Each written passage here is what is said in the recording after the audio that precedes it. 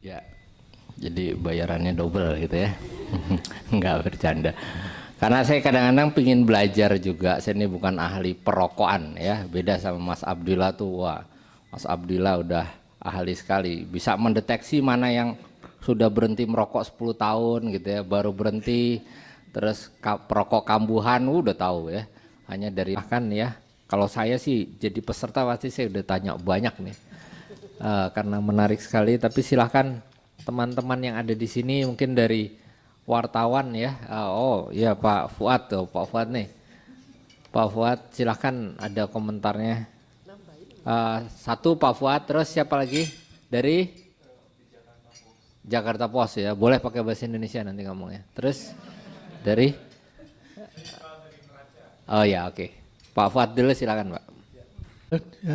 Dirancang oleh bangsa-bangsa dunia pada saat mereka sudah mencapai titik nadir dalam mereka sudah desperate banget ketika mereka melihat perilaku daripada industri rokok yang sudah sangat berlebihan, mereka sangat dikdaya, mereka sangat kuat, mereka sangat mampu untuk membuat apa saja. Ketika saat itulah masing-masing saya tulis di tulisan-tulisan saya bahwa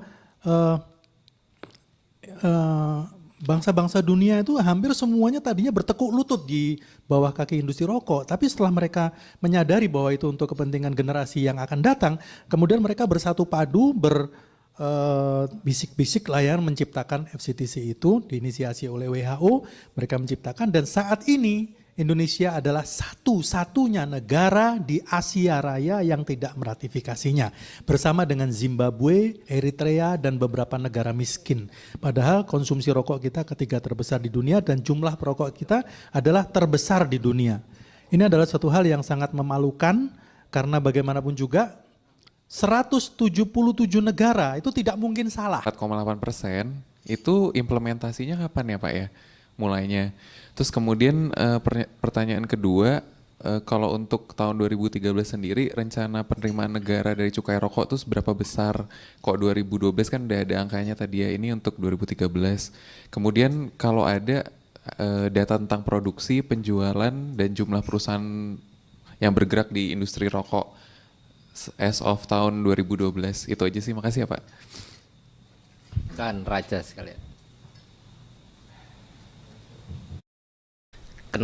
Jumlah kenaikan dibagi dengan jumlah layer itu rata-rata itu kalau dihitung itu kan ada penyederhanaan layer Pak dari berapa tadi misalnya 15 ke 13 gitu ya, itu kalau penyederhanaannya itu dihitung itu rata-rata kenaikannya 8,5%. Tapi kalau yang merger itu tidak dihitung, dikeluarkan, maka rata-ratanya 4,8%. Itu kenaikannya di tahun 2012. Kemudian di 2013 itu kan ada juga tadi Pak di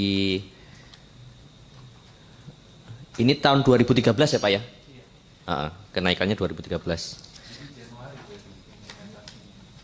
Jadi setiap tahun Pak itu diterbitkan peraturan Menteri Keuangan yang mengatur tentang tarif cukai rokok setiap tahun.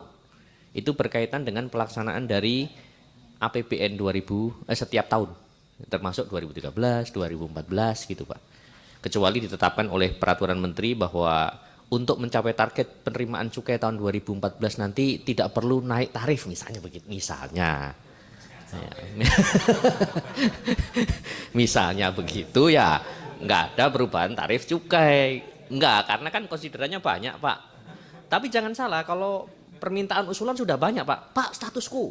Gitu Pak. Status quo. Nah gitu. Kenapa? Pajak rokok sudah 10%. Karena mereka menghitung beban kan. Beban itu mereka sudah menghadapi 10% meskipun nanti alokasinya bukan ke penerimaan negara pusat tapi untuk daerah. Tapi mereka sendiri sudah membayar 10%. Bukan mereka sebenarnya, karena cukai itu adalah pajak tidak langsung. Yang membayar nanti tentu saja adalah konsumen. Mereka akan memungut dari konsumen dengan harganya tadi. Kemudian kalau data produksi Pak tadi sudah ada di dalam grafik kami tadi. Kemudian untuk data industri memang secara spesifik mohon nanti dilayangkan ke bea dan cukai saja Pak untuk data, karena kami tidak berani merilis perusahaan mana yang masih hidup gitu ya. Karena kalau yang besar saya hafal, ada paling tinggi mulai dari Sampurna, Jarum, Gudang Garam, Bentul BAT, dan Noyorono. Nah, selebihnya itu menengah dan kecil-kecil. Asosiasinya kayak Gapri, Gaprindo, kemudian Formasi, Pak ya, kemudian PRSSU, PRSSU ya dari Sumatera Utara itu rokok putih. Seperti itu Pak. Kemudian untuk Pak Iqbal dari Harian Ekonomi Neraca tadi, kenaikan cukai itu ya memang dianggap perlu, tapi memang ada batasannya Pak. Nah tadi kami sampaikan di dalam Undang-Undang nomor di dalam Undang-Undang nomor 39 tahun 2007 tadi diatur bahwa batasan tarif cukai itu setara dengan 57% dari harga jual ecerannya. Jadi kalau misalnya di dalam harga jual eceran itu diatur Rp1.000 per batang atau Rp100 per batang, maka cukainya paling tinggi adalah Rp57. Kalau harganya satu batang 1.000, paling tinggi cukainya satu batang itu adalah Rp570. Kira-kira begitu. Mau dibuat dalam bentuk persentase kali harga per batang, atau mau dibuat rupiah per batang, itu batasannya. Itu tuh mandatori oleh undang-undang Pak. Jadi yang membatasi itu adalah undang-undang. Bukan konsumsi. Kalau konsumsi serahkan harga pasar. Bahkan ada harga transaksi pasar tadi kami sampaikan, ada harga transaksi pasar itu yang harganya lebih rendah dari harga jual eceran ketika kita menghitung pajak.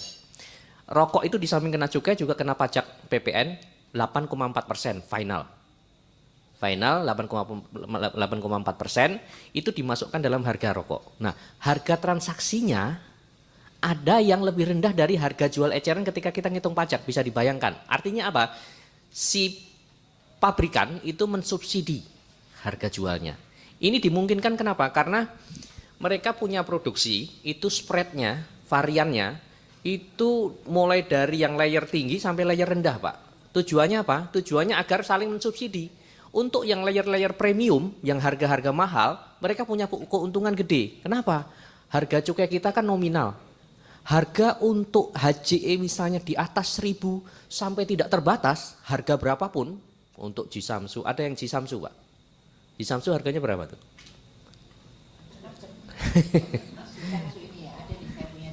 Nah. Wah itu lama itu. Artinya maksud saya begini. Jadi untuk harga misalnya per batangnya 1.000, itu ke atasnya nggak ada top sellingnya, nggak ada Pak. Nggak ada batas atas. Artinya harga berapapun boleh silakan jualan. Yang penting Anda bayar tarif cukai sebesar misalnya Rp500. Mau harga 2.500, mau harga 3.500. Artinya gap itu kan makin tinggi kalau premium. Nah itulah untuk mensubsidi harga-harga yang rokok-rokok murah bagi dia disubsidi tadi. Nah ini yang menjadi problem. Kalau harga kita variasinya banyak gitu, layernya Pak. Hari ini kita ada 13 layer. Kemudian sedikit juga masalah inelastis, betul sekali tadi. Memang dari kajian kita pun data-data yang ada paling banter belum bisa mengurangi konsumsi, tapi paling tidak bisa mempertahankan, menstagnankan jumlah volume konsumsi. Nah, diharapkan pada tingkat berapa antara itu kurva Laffer curve itu ya, tarif optimal dari pajak untuk rokok ini, baik cukai maupun PPN tadi, sehingga menyebabkan efek kepada revenue maupun volume itu positif. Positif itu dalam pengertian bisa mendekrease atau menstagnanisasi volume, juga bisa mengincrease penerimaan. Ya, seperti yang disampaikan Pak Fuad tadi. Jadi optimalnya di situ. Nah, nanti kalau eksesifkan lagi, ditingkatkan lagi, hasilnya adalah memang mungkin volume yang terkolek oleh teks itu menurun. Kalau lebih lagi ya, itu Pak grafiknya itu grafiknya melengkung ke bawah gitu ya. Jadi kalau ditingkatkan lagi, dia revenue-nya turun, volumenya belum tentu menurun. Tapi illicit, ilegal. Penyelundupan rokok nggak bayar pita cukai dan seterusnya, itu yang terjadi. Nah tadi kita sudah diskusi dengan berbagai ahli, juga termasuk ekonom dari WHO juga. Kita pernah ke Jenewa juga belajar seminggu penuh, 10 hari penuh untuk melihat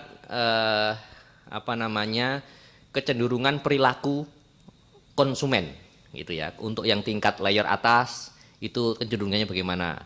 Mau dinaikkan sekian, dia tetap beli. Dinaikkan sekian tetap beli kan gitu. Untuk yang pertengahan tetap beli merek lain gitu ya. Untuk yang bawah ya apa saja yang penting rokok gitu. Kalau sudah level bawah rasa nggak penting Pak.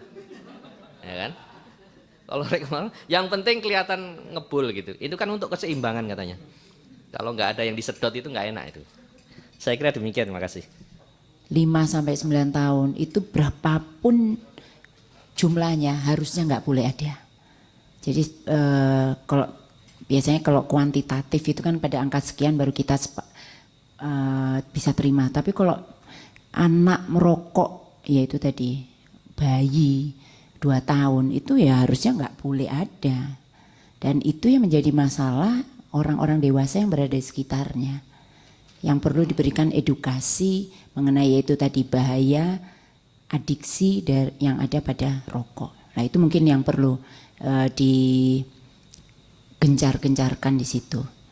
Dan memang kalau kita lihat dari data tadi, slide yang nomor 11 dari presentasi saya, dari penelitian pernah kami lakukan juga demikian. Jadi ada memang anak umur 3 tahun itu sudah merokok. Jadi waktu dia ditanya umur berapa kamu pernah merokok, 3 tahun, loh kok kamu ingat? Kan mungkin gak ingat toh mestinya. Tapi ternyata bapaknya yang beritahu. Dan memang ada budaya pada kelompok etnis tertentu itu bangga kalau anaknya itu masih kecil sudah merokok. Jadi memang itu yang harus kita edukasi adalah orang dewasa yang berada di sekitarnya. Dibahas oleh Pak Jaka. Kepada Pak Fuad terima kasih, itu masukan juga. Memang saya secara eksplisit tidak menyebutkan kategori umur anak-anak 5-9 tahun, tapi memang di Aceh itu sudah ada Bapak. Data Riskesta juga menunjukkan, dan kami juga pernah melakukan studi kualitatif, nanyakan beberapa mahasiswa di Kota Banda Aceh. Ketika ditanya, mereka awalnya memang SD mulai mengenal rokok gitu, baik dari lingkungan keluarga, berawal dari diminta untuk membeli rokok di warung ataupun dari lingkungan teman. Jadi itu juga penting, tapi saya setuju dengan apa yang dikatakan Bu Santi bahwa perlu edukasi juga, karena walaupun anak-anak tuh di usia muda itu tidak merokok, tapi ketika anggota keluarganya semua perokok, mereka kan juga terkena paparan asap rokok atau termasuk kategori perokok pasif yang juga sangat rentan terhadap beresiko penyakit. Jadi ya itu juga harus menjadi perhatian berbagai pihak. Mungkin dari Kementerian Pendidikan ya. Jadi saya kira kita memang harus menggandeng antara beberapa kementerian, karena kalau PAUD ini kan mereka bisa menjangkau anak-anak yang di bawah, artinya memang usia dini yang mungkin tidak bisa mengalami atau kalau anak-anak kota kan ke playgroup gitu ya. Tapi kalau anak-anak di desa ini kan lewat seperti itu, dan sementara yang kadang-kadang dikenai oleh pengenalan merokoknya ini seperti yang ditemukan di Bantul itu juga di desa gitu ya. Jadi saya kira melalui sarana-sarana seperti ini, dan saya setuju dengan Pak Fuad, tadi saya mungkin yang saya paparkan masih yang di bawah, sebetulnya 5-10 ini agak kelewat gitu ya, tapi 10-14 pun sudah semakin naik, sudah 20%. Mengerikannya nanti yang 0-10 tahun atau 9 tahun ini mungkin kalau kita lihat juga sudah ada angkanya gitu ya. Sehingga ini memang perlu menjadi perhatian, dan saya kira juga kenapa tadi saya echo dengan Bu Santi, karena orang tua ini juga diberi pengertian juga. Karena sekarang saya juga heran, orang tua itu bangga, anaknya masih kecil naik motor, anaknya masih kecil naik mobil. Ya, jadi ini kan sesuatu yang kenapa mereka harus membanggakan. Nah, ini kan yang diedukasi berarti orang tuanya. Banggalah dengan sesuatu yang bagus begitu. Jadi selain memang anaknya, saya setuju ini dengan pemberdayaan perempuan ini supaya perempuan ini memang bisa menjadi ibu yang bisa membawa anaknya untuk menjadi anak masa depan yang bisa dibanggakan begitu. Ya, perokoknya tidak merokok. Ya, jelas. Ya, tidak merokok, tidak minum. Ya, tidak yang macam-macam lah. Gitu ya. Saya kira itu kita bisa menggunakan sarana dan prasarana yang sebetulnya sudah ada. Tinggal digiatkan ditambah dengan beberapa hal ini terutama mengenai adiksi. Para perokok pemula itu akan berhenti beli rokok atau merasa tidak sanggup untuk beli rokok gitu. Nah, itu kalau secara kesimpulan kira-kira di harga 18 sampai 20 ribu Pak kalau untuk part sekolah. Tapi untuk masing-masing sekolah range-nya adalah di angka 18 sampai 28 ribu. Mereka tidak merasa sanggup untuk beli per bungkus. Jadi kan sebenarnya gapnya agak entah ini jauh atau enggak dengan harga rokok yang sekarang kira-kira mungkin 12 sampai 16 ribu ya Bapak Ibu gitu ya. Yang ingin saya tanyakan ke Pak Jaka, menurut perhitungan Kemenq gitu atau mungkin dengan peraturan yang ada, cukai, pajak dan sebagainya, kira-kira di tahun berapa Indonesia bisa mencapai harga segitu gitu? Karena memang sebenarnya kalau menurut kita mungkin nggak jauh gapnya, tapi mungkin peraturannya tidak memungkinkan atau apa untuk sampai dengan harga segitu. Hanya 20 ribu sampai 28 ribu kita naikkan harga rokok. Mungkin perokok pemula itu bisa tereduksi lumayan gitu Pak. Gitu.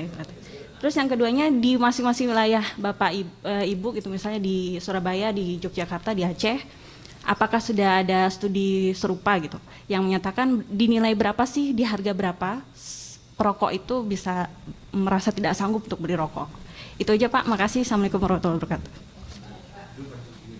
Boleh tanya, ada pertanyaan bahwa mereka belinya memang mereka beli sendiri atau patungan? Gini, beli sendiri Bu. Jadi saya tanya kalau mereka salah satu faktor adalah mereka merasa mudah untuk beli eceran sehingga mereka bisa beli masing-masing. Kalau ada peraturan yang tidak membolehkan mereka untuk beli eceran, bagaimana? Harus perbungkus. Mereka bilang akan patungan untuk beli perbungkus. Jadi itu juga jadi problem ya mungkin kayak gitu. Oke, Assalamualaikum warahmatullahi wabarakatuh. Saya Indah dari Komnas Anak, terima kasih atas kesempatannya. Tadi Bu Santi sempat menyinggung masalah pekerja anak di pertanian tembakau ya, karena itu memang pada bulan Juni yang lalu Komnas Anak bersama LPA, Lembaga Perlindungan Anak Daerah Jawa Timur, itu kita memang launching buku tentang studi kasus pekerja anak di daerah Jawa Timur, dan hasil yang didapatkan sebagian besar anak-anak yang bekerja di sana itu memang tanpa alat pelindung, jadi risiko terpapar penyakit GTS, Grand Tobacco Sickness itu memang tinggi, cuma memang tidak ada angka karena tenaga kesehatan di sana pun baru tahu ada penyakit itu gitu. Kemudian sebagian besar anak-anak yang bekerja di kebun tersebut setelah bekerja itu merokok di ladang maupun di tempat mereka merajang tembakau gitu, dan itu sudah menjadi pemandangan biasa gitu. Kemudian selanjutnya untuk yang iklan rokok, tadi data dari Bu Yai kan itu yang 2009 nih Bu Yai terakhir ya. Yang terbaru juga kita pernah sudah launching data dari Komnas Anak itu terakhir kita mendapatkan data 15% dari responden kita surveinya itu dilakukan di 10 kota Indonesia terhadap 10.000 anak usia SMP. Itu 15% anak tertarik untuk membeli rokok setelah melihat iklan rokok. Kemudian 9%-nya lagi tertarik mencoba rokok sesaat setelah melihat iklan rokok gitu. Dan segitu berdampaknya iklan rokok terhadap anak-anak. Nah, yang terakhir kepada Pak Jaka, melihat situasi seperti tadi mulai dari pertaniannya sampai iklannya di mana-mana, harganya sangat murah gitu. Di sini kami melihat bahwasanya anak-anak saat ini kalau bahasanya Bu Tuti kemarin kalau ngomong sama saya itu anak-anak sudah dikurung oleh situasi yang benar-benar terkurung dari bahaya rokok gitu. Dari harga yang murah, iklannya di mana-mana, akses untuk mendapatkannya sangat mudah gitu. Saya rasa desakan untuk menaikkan harga iklan rokok sudah disampaikan, sudah didesak oleh seluruh Indonesia, diwakili oleh 3 kota yang saat sekarang yang presentasi, dan barangkali Kemenkyu, Bapak sebagai pengambil kebijakan di sini bisa untuk segera menaikkan harga rokok, dan ini merupakan salah satu langkah yang menurut saya lebih konkret untuk melindungi anak-anak ke depannya dijauhkan dari bahaya rokok. Karena pengalaman pernah yang lalu mungkin Pak Fuad juga adalah salah satu tim yang menangani kasus anak A ya Pak ya, yang merokok itu bisa 40 batang per hari di usia kurang dari 2 tahun, sekitar 18 bulan ketika ditemukan gitu. Segitu sudah menyasar kepada anak-anak gitu. Ya, baik, saya singkat saja kaitannya dengan harga ini ya. Baik yang mencapai 18 sampai 20 ribu di kalangan pelajar maupun 50 ribu di kalangan umum. Itu intinya adalah bagaimana caranya naik cukai setinggi-tingginya dengan target naik harga setinggi-tingginya gitu ya. Yang mampu bisa dilakukan. Hanya ada 2 handicapnya atau constraint-nya, yaitu masalah pelaksanaan undang-undang itu Pak.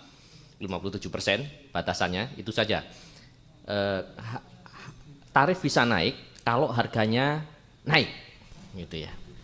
Padahal yang menentukan harga itu apa sih? Cukainya atau demand, permintaan dari konsumen.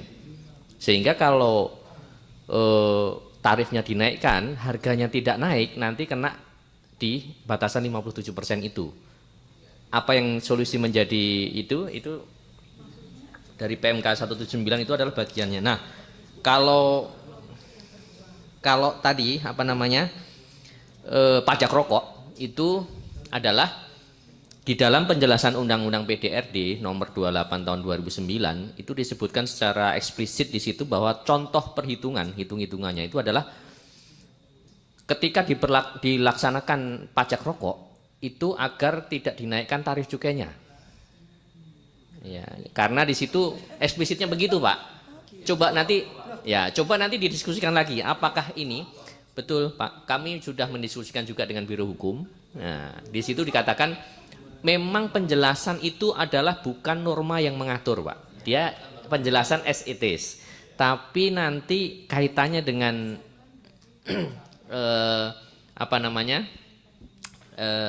legal drafting dalam penyusunan regulasi nanti. Itu nanti akan membuka peluang untuk disu lagi Pak, digugat lagi baik di tingkat nanti MA maupun di tingkat kalau itu masalah undang-undang di tingkat konstitusi. Nah ini yang menjadi agak tersandera sebenarnya. Tapi ya nggak apa-apa, kita setinggi-tingginya coba dan dengan roadmap gitu ya, karena tadi kita berhadapan dengan tenaga kerja dan dengan kalau Bapak Ibu sekali-kali ikut dalam forum-forum kerja diskusi kita dengan industri, mungkin telinganya bisa merah juga itu. Saya kalau dengan yang saya katakan ini misalnya mewakili ekstrem kanan gitu, saya dicecer-cecer lagi tuh. Nanti ketika kita ketemu dengan industri, saya dicecer-cecer lagi ya, enak. Saya tinggal setel fine tuning aja. Ini balance-nya begini. Kira-kira begitulah gambarnya. Makasih. MT, iya Wisnu, dimaki-maki. Ini baju yang Anda pakai juga bukan warisan Indonesia gitu kan. Karena saya pakai baju itu dulu kita nggak pakai baju kayaknya kayak gitu lah. Dimaki-maki saya.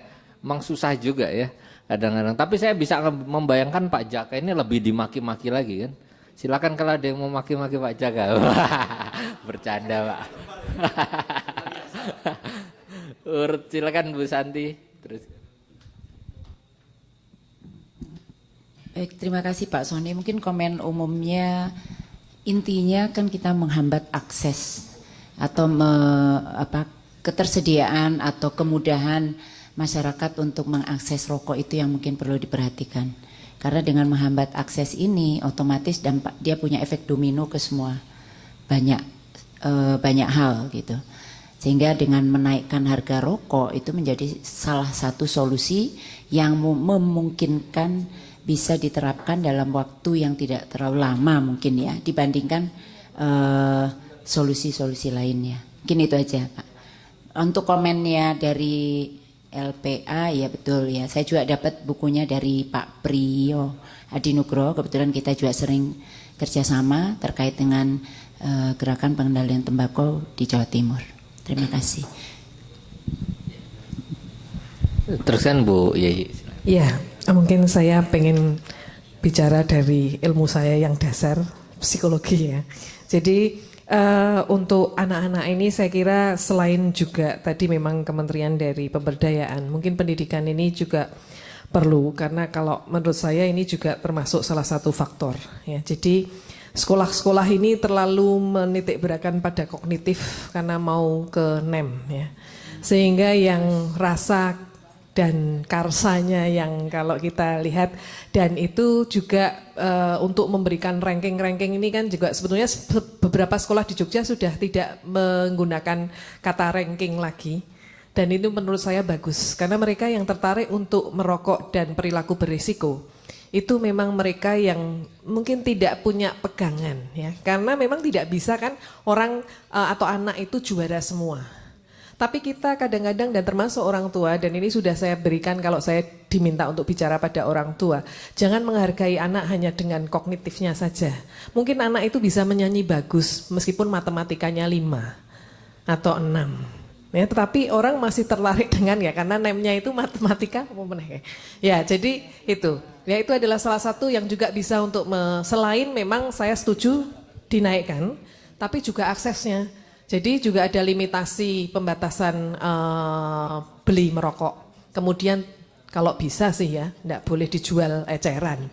Itu juga akan, ya itu deh yang dari segi ekonomi ya. Kemudian juga kalau di beberapa negara sudah tidak didisplay. Sehingga itu juga tidak terlalu menarik ya.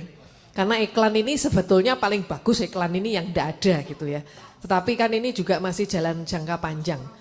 Jadi karena ini perjalanannya masih panjang, saya juga salah satunya adalah mendorong supaya orang tua dan guru-guru itu juga menghargai anak-anak. Karena anak-anak tidak bisa sama. Anak saya yang kembar saja itu 2 orang itu berbeda. Apalagi kalau beberapa anak begitu ya. Jadi saya kira ini yang bisa dijadikan pegangan, dan saya setuju dengan Mbak Febi itu ya. Mbak Seli, sorry.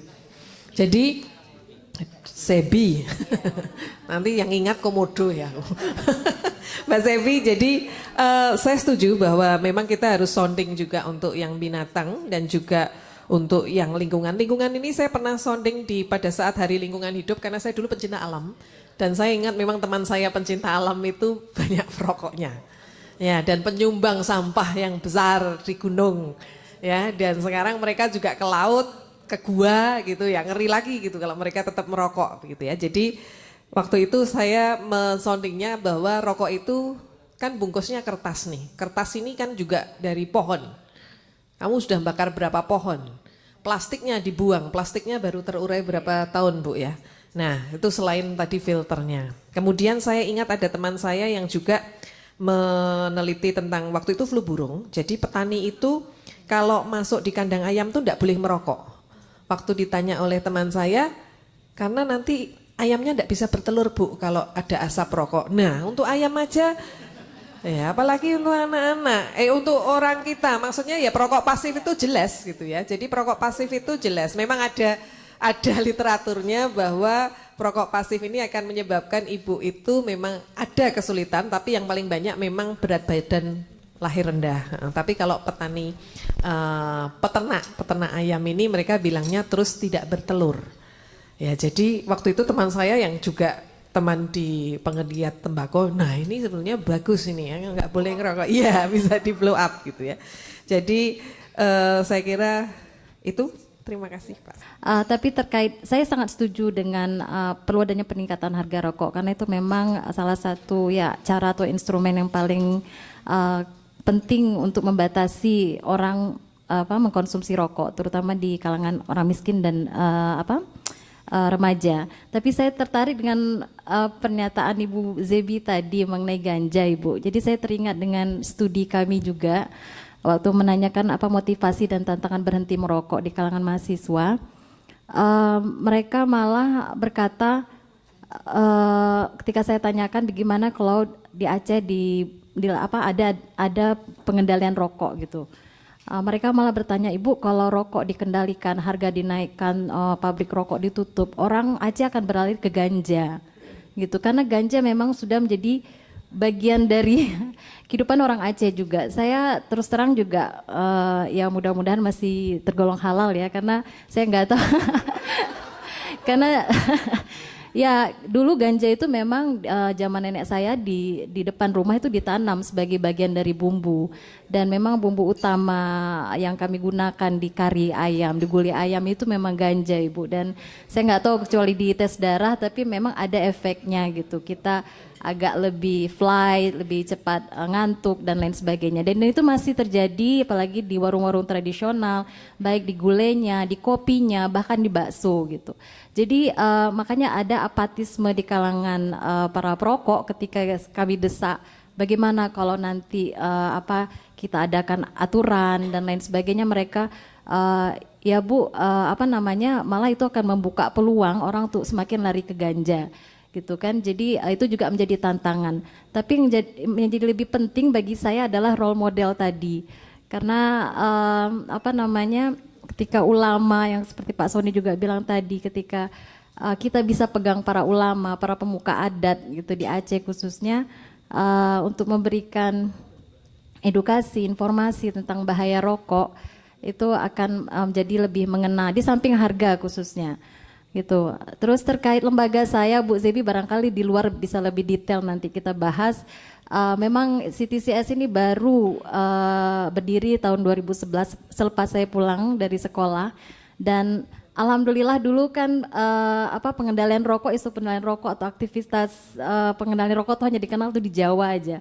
Orang Aceh kan hanya dikenal tentang perangnya, konfliknya, tsunami-nya gitu.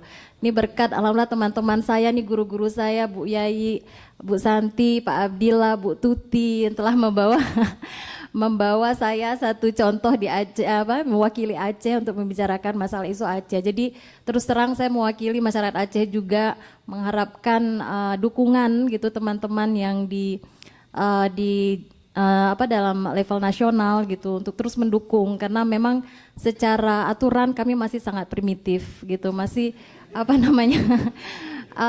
kalau dibilang gubernur kami dokter, beliau memang tidak merokok, tapi wakil gubernurnya ada Panglima Gam yang setiap hari merokok. Jadi instruksi gubernur itu pun sebenarnya barangkali untuk lingkungan kantor beliau saja, tapi kalau kantor wakil gubernur itu beserta asistennya semua dalam merokok. Jadi ya perlu turun orang-orang Jakarta ke Aceh khususnya, Pak Fuad apalagi kami sangat mengharapkan Pak Fuad bisa turun ke Aceh, bantu Aceh gitu, karena kami sudah terpuruk dari segi kalau infrastruktur. Kalau Anda lihat Aceh dan Bu Zebi pasti berapa kali ke Sabang akan bilang Sabang lebih baik daripada Lombok ya Bu ya, Bali, dan kita banggakan itu, tapi secara kualitas manusianya kami masih terseok-seok. Jadi ya harapan besar tolong dibantu gitu dukungan dari Jakarta untuk